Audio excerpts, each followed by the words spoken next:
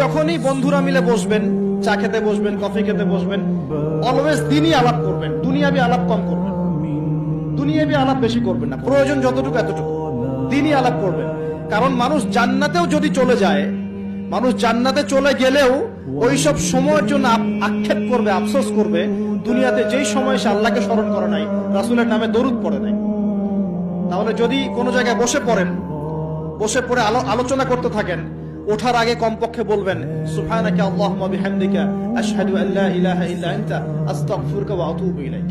কারণ কেন বলবেন? আল্লাহ রাসূল বলেছেন যে কোনো মানুষ বা কোনো কওম যদি একটা জায়গায় বসে আলোচনা করে, আলোচনা থেকে শেষ করা বৈঠকটা ভঙ্গের আগেই যদি তারা এই দোয়াটা পড়ে ওঠে, ওই বৈঠকে যদি কোনো ফাহেসা কথা হয়ে থাকে এর গুনার কাফফারা হয়ে যাবে, গুনাহ মাফ হয়ে যাবে।